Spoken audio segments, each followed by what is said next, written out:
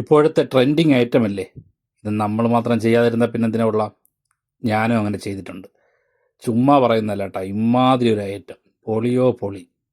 നിങ്ങളും ചെയ്തു നോക്കിയത് അടിപൊളി ഒരു ഐറ്റമാണ്. ഒരു പ്രാവശ്യമെങ്കിലും കഴിച്ചില്ലെങ്കിൽ നഷ്ടം തന്നെയാണത്. നമ്മുടെ ഇഫ ചിക്കൻ എങ്ങനെയാണ് ചെയ്യണമെന്ന് പോയി നോക്കിയാലോ. ഇതേപോലെ ചെയ്തു നോക്ക്, വളരെ ടേസ്റ്റി ആയിരിക്കും.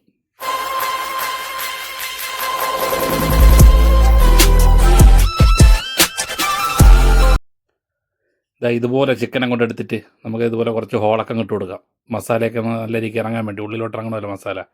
അതിനുവേണ്ടി ഇതുപോലെ കുറച്ച് ഹോളൊക്കെ അങ്ങോട്ട് ഇട്ട് കൊടുത്ത് നല്ല സെറ്റാക്കി എടുക്കാം.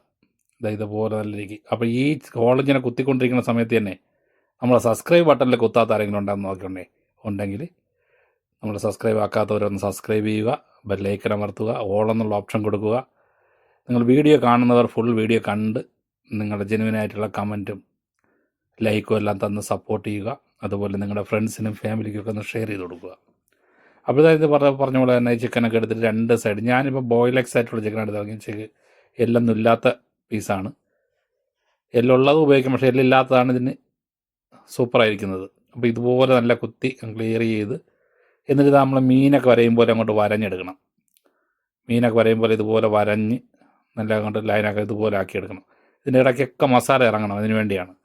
ഇതുപോലെ ഇങ്ങോട്ട് ആക്കി എടുത്തുകൊണ്ട് നമുക്കിനി അതിനൊരു മസാലക്കൂട്ട് തയ്യാറാക്കിയാലോ. അപ്പോൾ അതിന് മസാലയ്ക്ക് വേണ്ടിയുള്ള മഞ്ഞൾപ്പൊടി, നമ്മൾ എത്ര ക്വാണ്ടിറ്റി ചിക്കൻ്റെ ക്വാണ്ടിറ്റി അനുസരിച്ചുള്ള മഞ്ഞൾപ്പൊടി എടുക്കുക. ലേശം മഞ്ഞൾപ്പൊടിയുടെ ആവശ്യമുള്ളൂ, ഒരുപാടൊന്നും വേണ്ട. ലേശം മഞ്ഞൾപ്പൊടി. മസാലയാണിത്, ഗരം മസാല. ഗരം മസാലയും ഒരുപാടൊന്നും വേണ്ട, നമുക്ക് ലേശം മതിയാവും ഗരം മസാല. ഇനി അതിനാവശ്യമായ മുളക് പൊടി നമ്മൾ ഒരുപാട് സ്പൈസി ഒന്നും ഉപയോഗിക്കുന്നില്ലല്ലോ, അതനുസരിച്ച് സ്പൈസിക്ക് വേണ്ടി ആവശ്യത്തിന് മുളക് പൊടി, ആവശ്യത്തിന് ഉപ്പ് ചേർക്കുക. ഇനി നമുക്ക് വേണ്ട തൈരാണ്, നല്ല കട്ട തൈര് കൂടി ഒരു ടീസ്പൂണ് 1.5 ടീസ്പൂണൊക്കെ കുഴപ്പമൊന്നുമില്ല, അതും കൂടി ചേർത്ത് കൊടുക്കുക. ലേശം വെള്ളം കൂടി ഇതിലേക്ക് ചേർത്തിട്ട് ഈ മസാലക്കൂട്ട് നല്ല രീതിക്ക് ഇതുപോലെ കൈ കൊണ്ടങ്ങോട്ട് നല്ല രീതിക്ക് അങ്ങോട്ട് ക്ലിയർ ചെയ്ത് വിരകി നല്ല ക്ലിയറാക്കി എടുക്കണം, നല്ല കൂട്ടാക്കി എടുക്കുക.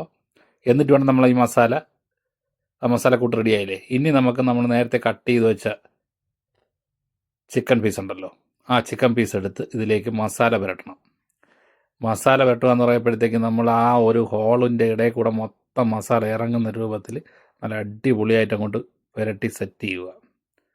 ഇതുപോലെ മസാല അങ്ങോട്ട് പുരട്ടി സെറ്റ് ചെയ്ത് അങ്ങോട്ട് 1 മണിക്കൂർ റെസ്റ്റ് ചെയ്യാൻ വയ്ക്കുക. 1 or 2 മണിക്കൂറൊക്കെ വെച്ചാൽ കുഴപ്പമൊന്നുമില്ല. അപ്പോൾ ഇതുപോലെ റെസ്റ്റ് ചെയ്യാൻ വെച്ചതിന് ശേഷം പിന്നെ നമുക്ക് ഇവരുടെ എന്ന് പറഞ്ഞാൽ ഇതുപോലെ ഒരു പാൻ വെച്ച് അതൊന്ന് ചൂടായി കഴിയുമ്പോഴത്തേക്ക് അതിലേക്ക് ഒരു ബട്ടർ ഇട്ട് ആ ബട്ടർ ഒന്ന് മെൽറ്റായി വരുന്നവരൊന്ന് വെയിറ്റ് ചെയ്യുക. മെൽറ്റായി വന്നതിന് ശേഷം നമ്മൾ ആ മസാല പുരട്ടി വെച്ച ചിക്കൻ ഉണ്ടല്ലോ, നമ്മൾ റെസ്റ്റ് ചെയ്യാൻ വെച്ച ആ ചിക്കൻ എടുത്ത് അങ്ങോട്ട് ഇതുപോലെ അങ്ങോട്ട് വെച്ച് കൊടുക്കണം. അപ്പോൾ ഇതുപോലെ അങ്ങോട്ട് വെച്ച് കൊടുത്തിട്ട് അതിനൊന്ന് ഫ്രൈ ചെയ്തെടുക്കണം. പ്രത്യേകം ശ്രദ്ധിക്കണം, ഒരുപാട് തീയൊന്നും വെച്ച് കളണ്ട, തീയൊക്കെ കുറച്ച് വെച്ചാൽ മതി, ഒരുപാടും കരിഞ്ഞു പോകില്ലെങ്കിൽ. അപ്പോൾ ഇനി നമുക്കിതിനുള്ളൊരു സെറ്റപ്പ് തയ്യാറാക്കണം.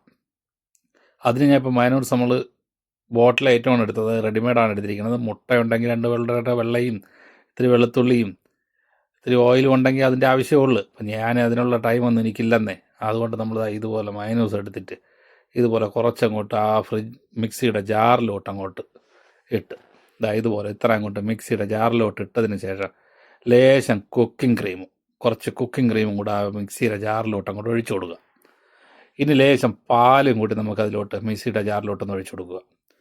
ആവശ്യത്തിന് കുറച്ച് പാൽ, ഒരുപാടൊന്നും വേണ്ട കേട്ടോ, 1 സ്പൂൺ മതിയാവും, ഒരുപാടൊന്നും വേണ്ട. അതും കൂടെ അങ്ങോട്ട് ഒഴിച്ചു കൊടുത്തതിന് ശേഷം ലേശം ഒരു ഓയിലും കൂടെ നമുക്ക് ചേർത്ത് കൊടുക്കാം.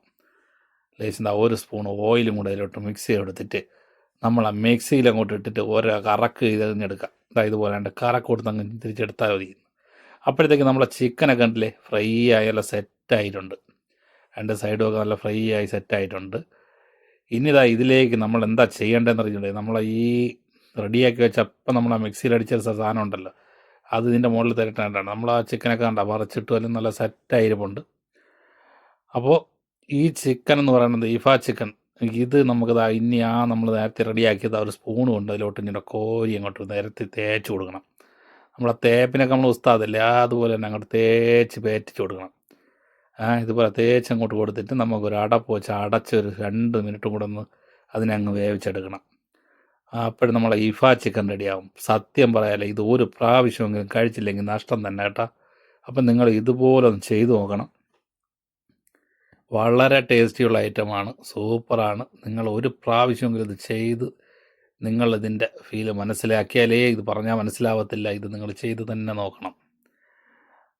വളരെ ഈസി ആയിട്ട് വളരെ പെട്ടെന്ന് തയ്യാറാൻ പറ്റാക്കുന്നതായിരുന്നു. നമ്മൾ ആ തേച്ചെല്ലാം പറ്റി ഇതുപോലെ അങ്ങോട്ട് മൂടി അങ്ങ് വയ്ക്കുക. ഒരു 2 മിനിറ്റും കൊണ്ട് അങ്ങോട്ട് ഇരുന്ന് കഴിയപ്പോൾ യവൻ അടിപൊളി ഐറ്റമാവും. പിന്നെ ഇതിനങ്ങോട്ട് മൂടിയൊക്കെ അങ്ങോട്ട് തുറന്നിട്ട് ഇത് മൂടി അങ്ങോട്ട് തുറന്നിട്ട് ഇതിനെ അങ്ങോട്ട് എടുത്തൊരു പ്ലേറ്റിലോട്ട് വെച്ച് ഒരു പോർക്ക് എടുത്ത് അങ്ങോട്ട് ഒരു കൊത്തും കൊത്തി അങ്ങോട്ട് എടുത്ത് കഴിച്ചാൽ ആഹാ അന്തസ്. അപ്പോൾ അതുപോലെ തന്നെ അങ്ങ് ചെയ്തു. ഇതുപോലെ ഒരു ഓർക്കെടുത്ത് അങ്ങോട്ട് കൊത്തിയിട്ട് അങ്ങോട്ട് ചിക്കൻ ജീവനുണ്ടോ അങ്ങോട്ട് കിടന്ന് ഓടിക്കളിക്കുന്നത്. അപ്പോൾ ഒരു കുത്തി ഇങ്ങോട്ട് എടുത്തിട്ട് ഇതേപോലെ ഒരു കുത്തി ഇനി എടുത്തങ്ങോട്ട് അതിലൊരു ജസ്റ്റ് ഒന്ന് മൈനസിലോട്ട് ചെറിയ മുക്കും കൂടെയൊക്കെ മുക്കി അങ്ങ് കഴിച്ചാലുണ്ടല്ലോ അന്തസ്. അപ്പോൾ താങ്ക് യു ഫോർ വാച്ചിങ്. അടുത്ത വീഡിയോ കാണാം.